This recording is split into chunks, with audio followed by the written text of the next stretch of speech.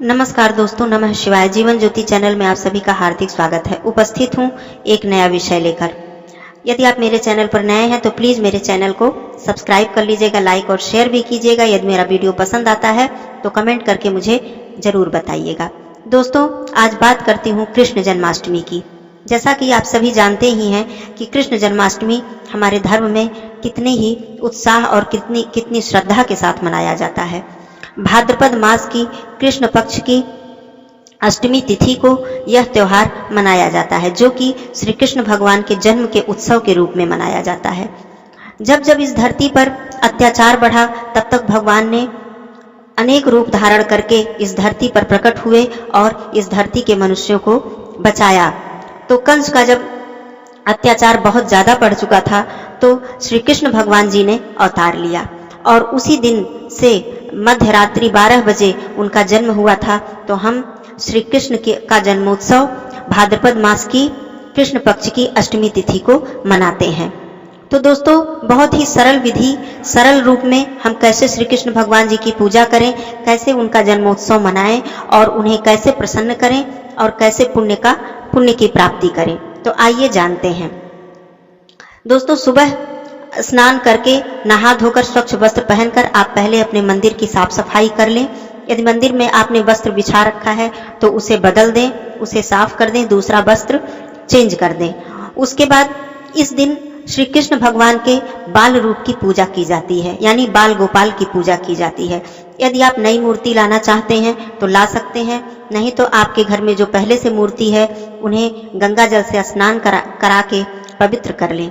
उसके बाद भगवान श्री कृष्ण के जन्मोत्सव की पूजा रात में विशेष रूप से की जाती है। सुबह आप उनका पूजन अर्चन करें, ओम नमो भगवते वासुदेवाय नमः का जाप करते हुए उन्हें भोग लगाएं, धूप दीप पुष्प चढ़ाएं, आरती करें और दिन भर व्रत रखें। व्रत का नियम है दोस्तों, कुछ लोग 12 बजे रात्रि तक निर्जला रहकर श्री कृष्ण भगवान का भजन कीर्तन करते हैं। कुछ लोग फलाहार करके भी यह व्रत रखते हैं। यह अपनी श्रद्धा और भक्ति के अनुसार आप कर सकते हैं। कुछ लोग सिर्फ पूजा ही करते हैं, व्रत नहीं रखते हैं। ये सब अपनी अपनी श्रद्धा के अनुसार आप कर सकते हैं।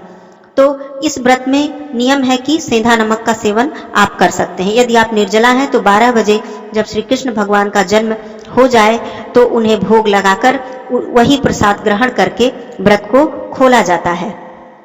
तो आप सुबह का पूजन कर लें, दिन भर उनका मंत्र या उनके भजन कीर्तन में समय बिताएं, उनका ध्यान करें। शाम को यदि आप झांकी सजाते हैं, जैसे मंदिरों में सजती है या और कहीं कहीं घरों में भी सजाई जाती है, तो आप एक छोटा सा मंडप सजा के फूल पत्तियों से उसे जितना सुंदर बना सकें बना के एक छोटा झूला पे बाल गोपाल को बिठा के झूला भी झूला सकती हैं। और या यदि आपकी श्रद्धा है तो आप घर के मंदिर में ही उनकी पूजा कर सकती हैं। तो दोस्तों, पूजा करते समय शाम के समय फिर से स्नान करके आप स्वच्छ वस्त्र धारण करके पूजा स्थल पे बैठ जाएं। श्री कृष्ण भगवान के चरणों को धोएं, गंगा जल या पंचामृत से उन्हें स्नान कराएं, उनको वस्त्र पहनाएं, जनेऊ उनको धारण कराएं। उसके बाद उनको माखन मिश्री का भोग लगाएं। मक्खन यदि ताज़ा गाय का हो तो ये बहुत ही उत्तम है, नहीं तो आपके पास मिश्री या जो भी मौसम के फल हैं आप उन्हीं का भोग लगा सकती हैं। उसके बाद आप उनके भोग में तुलसी जी की पत्तियां अवश्य ही डालें। श्री कृष्ण भगवान या विष्णु भगवान के भोग में तुलसी जी की पत्तियां बहुत ही अनिवार्य मानी जाती हैं। उसके बाद आप धूप करें, दीप करें, उनके मंत्र का जाप करें या भजन कीर्तन करें और उन्हें भोग लगाएं। रात्रि 12 बजे तक जागरण करें और उनका ध्यान करें। जब श्री कृष्ण भगवान का जन्म हो जाए 12 बजे के बाद आप भोग लगाकर अपने व्रत को खोल सकते हैं और वह प्रसाद आप अपने पूरे परिवार में और स्वयं भी ग्रहण करें।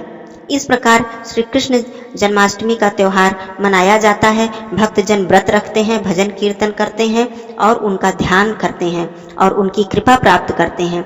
श्री कृष्ण भगवान विष्णु भगवान का ही रूप है। समय समय पर उन्होंने रूप बदलकर इस धरती पर प्रकट हुए और हमारी रक्षा किए। तो आप सभी दोस्तों बिल्कुल सरल विधि से भी भक्ति भाव और श्रद्धा से आप उनकी पूजा कर सकते हैं। जिन भक्तों को बहुत ही ज़्यादा विधि विधान नियम मालूम है वो अपने नियम से कर सकते हैं, जिन्हें नहीं मालूम है उनके लिए श्रद्धा और भक्ति ही सबसे बड़ा नियम है दोस्तों। सामग्री कम भले ही हो जाए लेकिन हमारी भक्ति कम ना हो, हमारी श्रद्धा कम ना हो।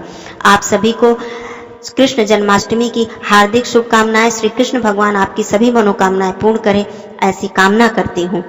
तो दोस्तों ये जानकारी आपको कैसी लगी? बहुत ही सरल विधि से मैंने भगवान श्री कृष्ण की पूजा के विषय में बताया है।